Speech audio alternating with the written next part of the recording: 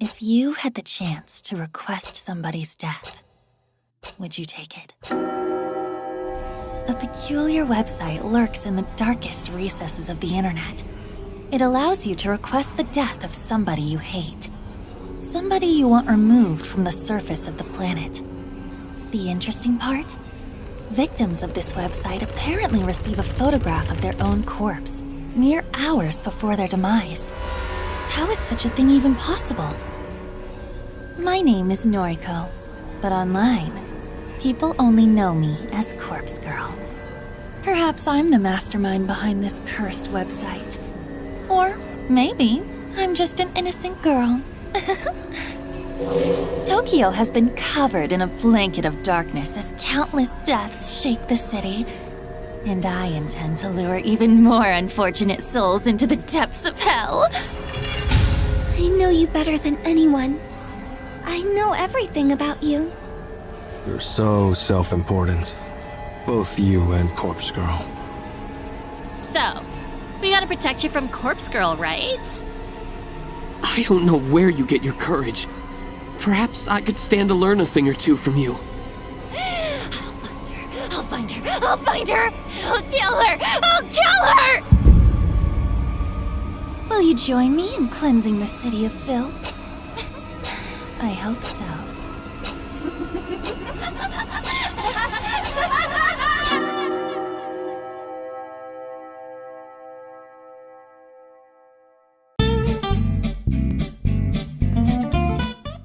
Fota hay Fight of the Ages là dự án game MOBA AAA mà nhiều anh em mê GameFi mong đợi để được trải nghiệm.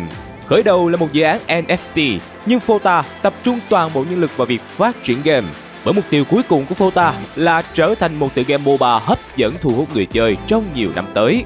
Để làm được điều đó, Fota đã kết hợp hoàn hảo với công nghệ Mixed Reality hay thực tế hòa quyện của Microsoft.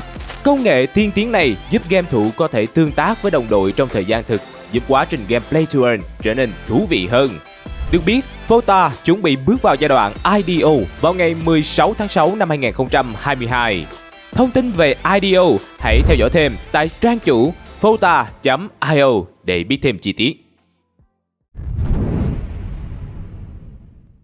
Hôm nay tôi sẽ kể cho anh em nghe về Corpse Factory. Tôi biết, chắc anh em thắc mắc tại sao hôm nay tôi lại vào đề ngắn gọn như thế phải không? Phải chăng vì xã hội đi lên, con người đi xuống, lượt view giảm, mọi thứ dần trở nên tiên tiến nên tôi phải thay đổi để bắt kịp với xu thế xã hội ngày nay? Nếu anh em nghĩ như thế thì anh em sai rồi.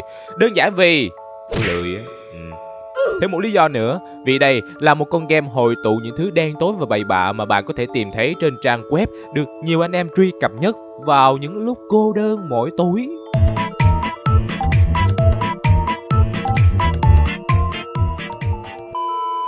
Và vì nó quá dark nên tôi không nghĩ ra được cái dẫn nhập nào phù hợp cho con game này. Nên cứ là thế nhé.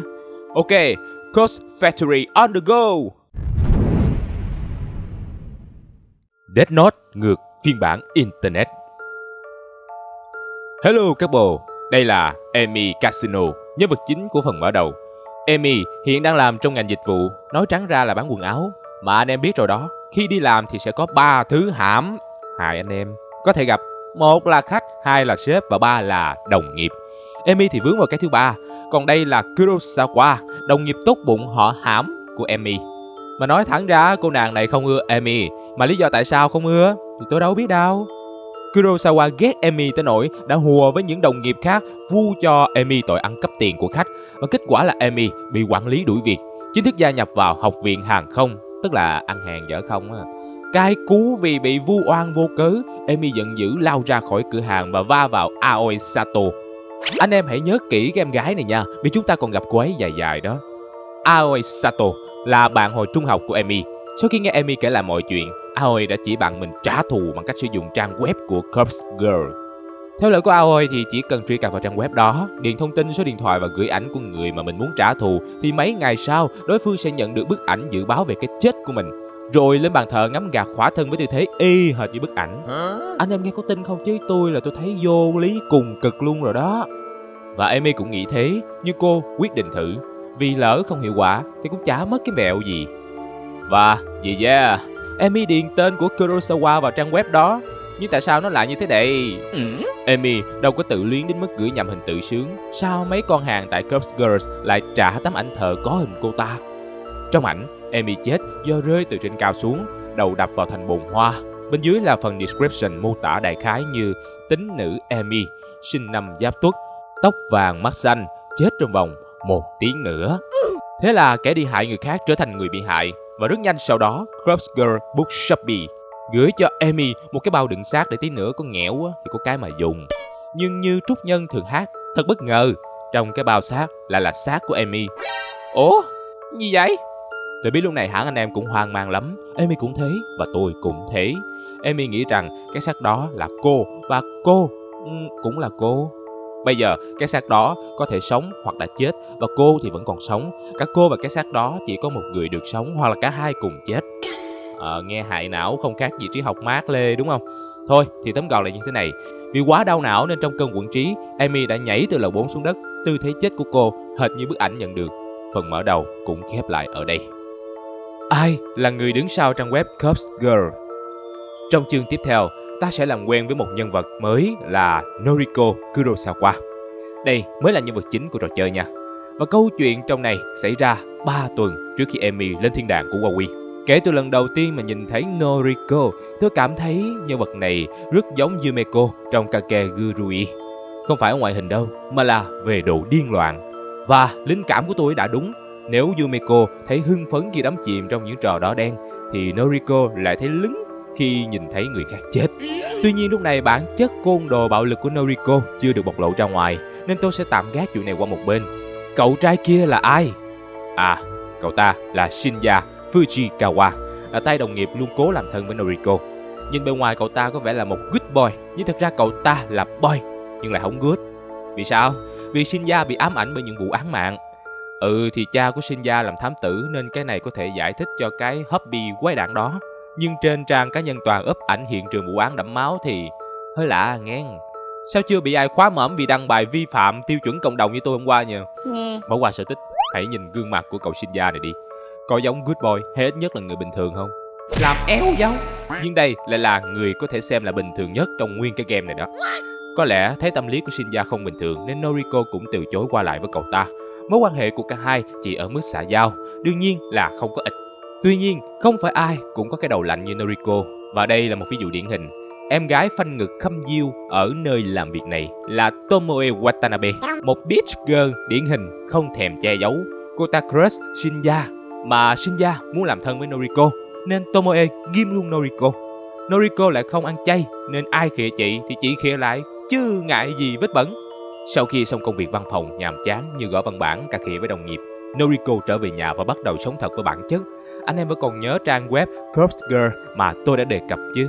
Dạ, Noriko chính là admin của trang web đó đó. Cách cô ta vận hành trang web như thế này.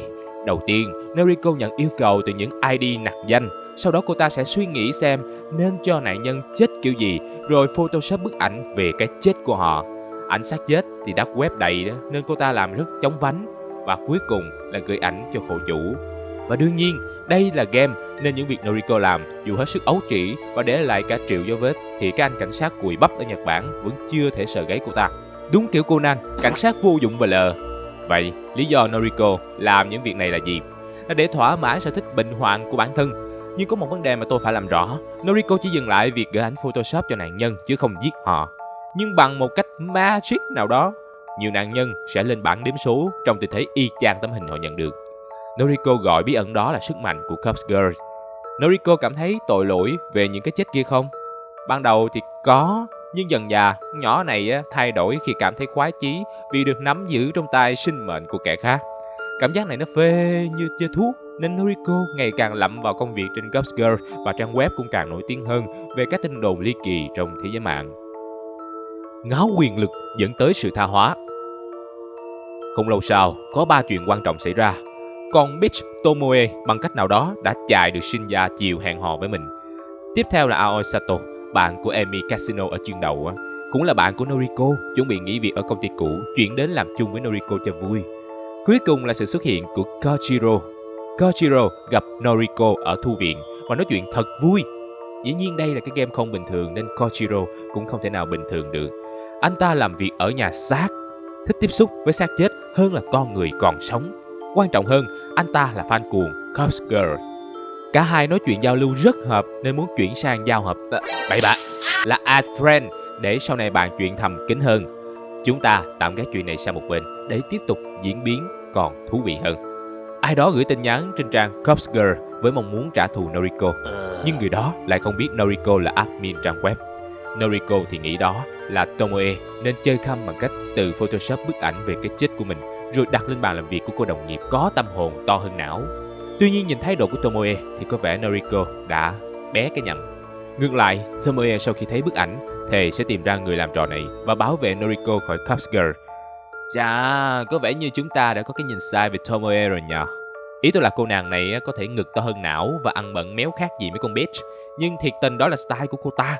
Biết đâu cổ là kiểu sống đúng với bản chất chứ không phải loại giả trân, thảo mai như mấy con trap girl chuyên đi dụ trai.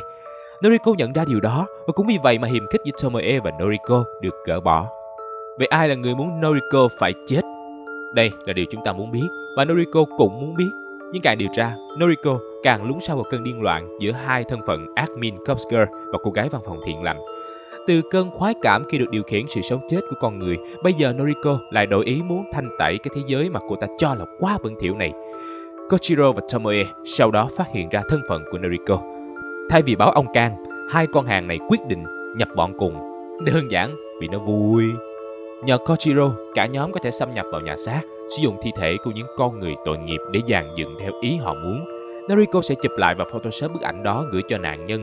Bức ảnh của Emi Casino cũng được tạo ra bằng cách này.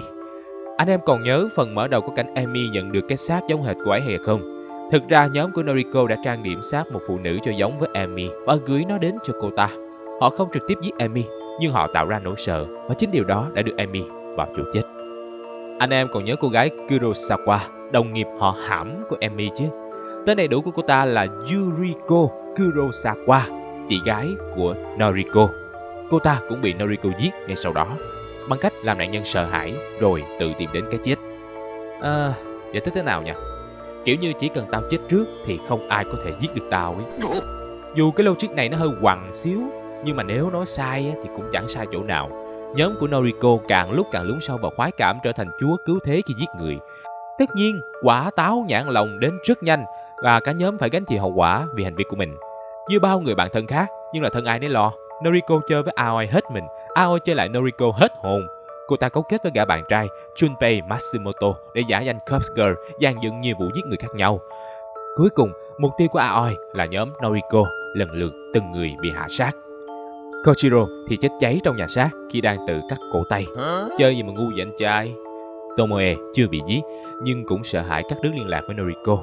Bản thân Noriko được chính bản thân đưa tiễn bằng nhát dao đâm vào bụng. Lý do Aoi làm vậy là vì cô ta ganh tị với Noriko. Cô ta muốn trở thành Noriko. Bây giờ cô ta đã trở thành Noriko. Những kết thúc của Corpse Factory. Dĩ nhiên mấy game kiểu này lúc nào cũng có true ending. Trong kết thúc thực sự Noriko vẫn còn sống. Cô được người ta tìm thấy và cứu chữa kịp thời. Còn Aoi ở đâu thì không ai rõ. Sau khi xuất viện, Noriko trở về nhà. Từ đây lý do Noriko lập trang web về Corpse Girl được tiết lộ. Hóa ra khi dọn đến căn hộ mới, cô ta tìm thấy xác một người phụ nữ bị giam giữ dưới tầng hầm với rất nhiều ảnh chụp xác chết. Thay vì báo cảnh sát, đống hình kinh dị này lại trở thành nguồn cảm hứng cho Noriko tạo ra Corpse Girl. Cô quay lại đây để tiêu hủy nó, cũng như chôn vùi quá khứ Corpse Girl và làm lại cuộc đời. Tình cờ, Noriko gặp lại Aoi tại căn hộ cũ của mình. Nhưng lúc này Aoi tự nhận mình là Noriko với cách trang điểm và ăn mặc giống hệt. Trong cơn tức giận, Noriko để giết chết Aoi rồi chôn luôn xác của cô ta cùng với xác người phụ nữ trong chung cư và chuyển đến nơi khác sinh sống. Vào một đêm nọ, Noriko nhận được điện thoại của Koichiro và câu chuyện dừng ở đây với kết thúc mở. Chúng ta không biết sự bệnh hoạn của Noriko với sự giúp sức của Koichiro có tiếp diễn hay không, chứ riêng tôi thấy là có rồi đó. Trong false ending, thú thật thì tôi cũng không biết nên giải thích về cái ending này như thế nào. Cơ bản là trong cái kết này, Noriko tìm thấy xác một người phụ nữ đã chết trong tư thế treo cổ. Cô ta sẽ làm gì? Bạn đoán được không? Không đoán ra thì mình giải đáp cho. Cô ta đỡ cái xác xuống, trang điểm lại cho nó và biến cái xác đó thành bạn của mình. Từ đó cùng nhau đi qua bao đại dương. Nghe tuyệt vời ghê ha. Còn trong Hell Ending, Noriko có vẻ đã chết thật. Aoi sử dụng nhân dạng của Noriko và sống trong thân phận đó cùng với sự điên loạn của cô ta. Đó là những gì tôi có thể tóm tắt sơ sơ cho anh em sau khi gồng mình quất hết cái story của con game này. Ai đó hãy mang nguyên cái nhà thờ tới đây đi, tôi cảm thấy mình cần được thanh tẩy ngay lập tức. Chính xác thì video này đã được tôi lược bớt rất nhiều chi tiết bệnh hoạn cũng như các vấn đề về lạm dụng tình dục, ái tử thi, rối loạn ăn uống, rối loạn nhân cách và tỷ những thứ khác. Vậy ông nào mà chê nó chưa đủ hắc ám thì mời tải game này về chơi trước đi, rồi quay lại đây chúng ta cùng thanh tẩy bản thân của mình nha. Ngoài ra, lý do của vụ lược bỏ này thì cũng đơn giản thôi. Tôi không muốn bị anh YouTube túm đầu lên gối xuống trỏ vì sản xuất nội dung vi phạm tiêu chuẩn cộng đồng. Ban đầu tôi định sẽ biến nó thành một cái video hài để anh em đỡ sang chấn tâm lý, nhưng nó quá bệnh hoạn để tôi có thể làm điều đó. Cái sự bệnh hoạn trong Corpse Factory không nằm ở mấy cảnh chém giết như Corpse Party mà nằm ở tâm lý, độ điên của nhân vật và cách cốt truyện bộc lộ chúng ra. Nên khuyến cáo cho anh em nào tâm lý yếu thì đừng nên thử trải nghiệm từ game này. Nó không hề có cảnh jumpscare nên không đáng sợ, nhưng nó tởm và bệnh ở nhiều mức độ, nhất là cái vụ bình thường hóa lẫn thần thánh hóa việc giết người. Wow, phần cảnh báo trước khi nhảy hố đã xong. Còn lại nếu anh em vẫn cảm thấy đài job, không sao đâu. Với điều đó thì hãy chuẩn bị một quyển kinh, một lọ nước thánh, hay chắc ăn nhất là một cái nhà thờ ở bên cạnh để thanh tẩy tâm hồn khi cần thiết. Thở đều và từ thử thách từ game này xem sao. Cuối cùng thì chúc anh em một buổi trưa vui vẻ. Nếu thấy hay hãy nhớ đăng ký cho tôi với nha. Xin chào và hẹn gặp lại anh em ở những video sau. Bye bye.